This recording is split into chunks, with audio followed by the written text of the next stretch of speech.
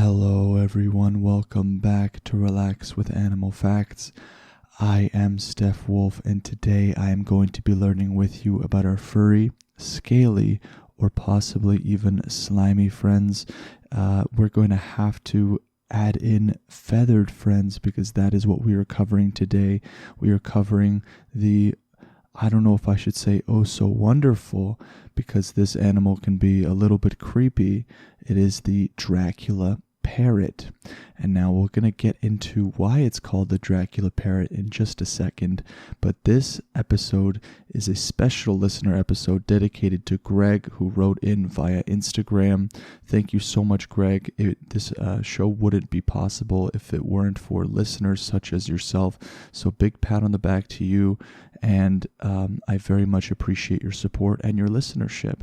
And that goes out to all of you who write in, who listen to the show, and who do all that awesome stuff. Now, if you want to have your podcast animal, or your animal on the podcast, rather, you can always write in to relaxwithanimalfacts@gmail.com, or you can just go to Instagram and go type in Relax with Animal Facts and you'll find the show. So today I am actually drinking some coffee, but it is decaffeinated coffee. So if you hear me slurping on something in the background, it is going to be a Nescafe instant decaf coffee, which I am currently very much enjoying. So today's episode is going to be a short and sweet episode.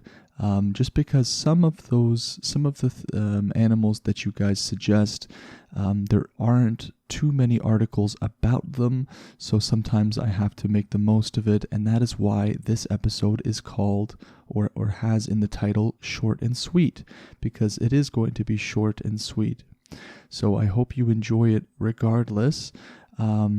I just wanted to make sure that all of you out there listening on Spotify or Apple Podcasts, to let you guys know that following the podcast or leaving a review is a huge way of helping the show out, of keeping the show going. So if you're not already following on Spotify, or if you haven't rated on Apple Podcasts or iTunes yet, please go ahead whenever you have the opportunity to do so, because it helps so many people find the podcast and it helps them relax with animal facts along with all of us here in the podcast family.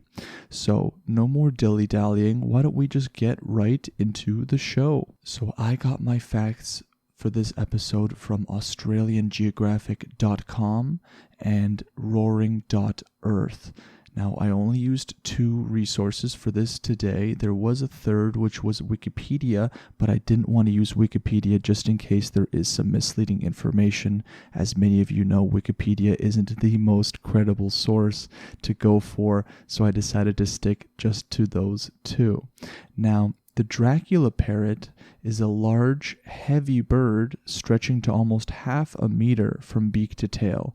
So this bird is very large, and it's going to weigh in at almost a kilogram. It's going to maintain all that bulk by feeding almost exclusively on figs, which researchers suggest is why it ended up with such a strange, semi-bald head.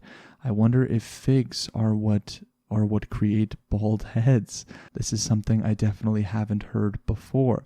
But here we see an animal that is about half a meter long, but only weighs a kilogram. How is that possible?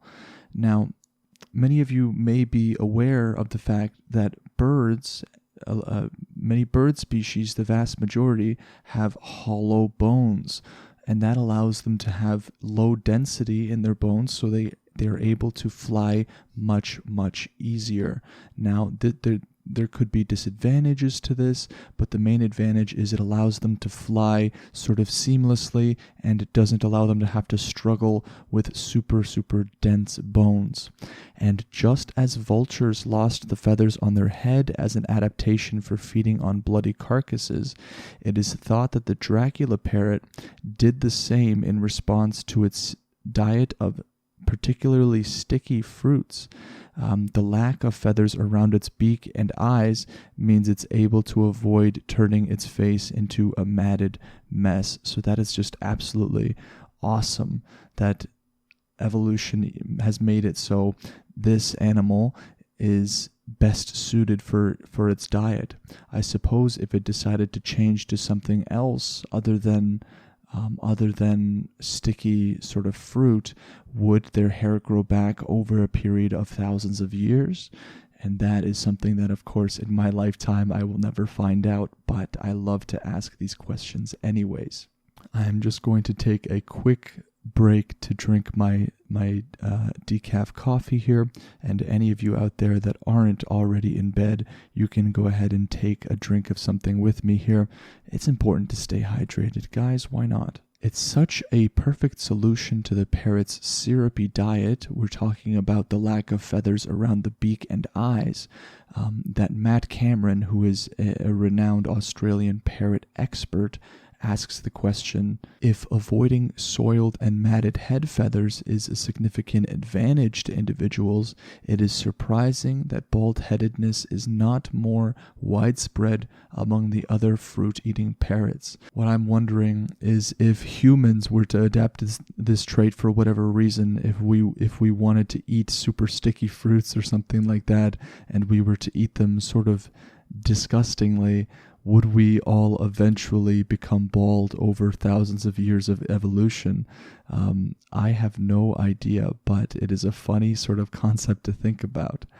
The Dracula parrot is the sole member of here we go again, guys, with the amazing names, Psitricacinae subfamily of the Indian Ocean island parrots, a sign that it is unique even among its own kind. And to give you an idea of just how unique it is, here's a quick rundown of the true, in quotation marks, parrot families. The true parrot superfamily, Psittacoidea, is divided into three families. There's the Psittacinae, which is a family of about 11 known species.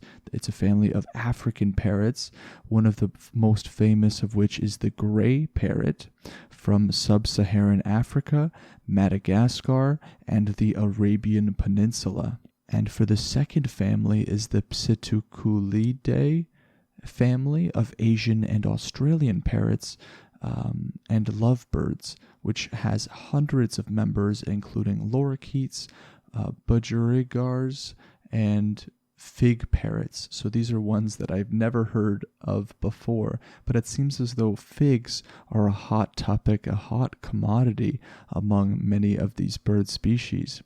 And then there's the third one, which is the Psitricacinae. I imagine many of you are enjoying me struggling at this.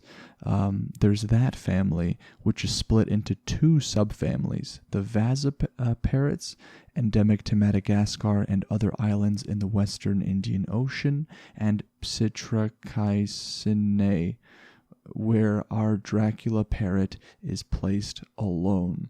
So despite having very, very difficult things to say, I think that it's super interesting that we have these different families in different parts of the world, which is something that we have seen time and time again on this show. And I always love to relate this show to, or the current animal we're covering, to past animals that we've covered, or even to ourselves. The Dracula parrot doesn't just look like something you'd see sitting menacingly on the shoulder of a Disney villain, it also sounds creepy as well. Its call has been described as a harsh and rasping growl, so maybe this would not be a parrot you would like to keep in your home. And it's almost like a drawn out scream when the bird is in flight. So I can see here why it is referred to as the Dracula parrot. Now, this is going to be particularly why they're called the Dracula parrot. Due to the lack of fresh water on the native island homes, vampire finches must acquire fluids from other sources. So this is going to mean that they target other bigger birds such as Nazcas and blue-footed boobies, an amazing animal that would be great to cover on the show. And they will peck at their wings and tail feathers to draw blood out from underneath. Now, this is particularly why they are called Dracula parrots, just because they do what they can or they do what they have to get fluid in a place where fluid is scarce. So that is also super cool, and that is definitely why it is called the Dracula parrot, in addition to its significant coloration of red and blackish and brownish. So it's a very beautiful looking bird, but definitely intimidating. And generally, vampire finches are not much different than normal finches. Their diet primarily consists of seeds and invertebrates, as well as nectar from the Galapagos prickly pear. So that is just so cool. So that is actually the last fact that I have about the Dracula parrot. There is not that many, or there are not that many facts about these little guys, but they are still super, super interesting for the segment of short and sweet on the Relax with Animal Facts podcast. Now, whenever I do a short and sweet episode, I'm going to do 2 in a week. So that means that I'm going to do another short and sweet episode coming up here on Friday before Monday's episode. So if you want your short and sweet episode to be about your animal, you can go ahead and write into relaxwithanimalfacts@gmail.com, or you can go to relaxwithanimalfacts.com and just go to the Instagram where you can privately send me a message, and I always respond to each and every one of you, so I appreciate that.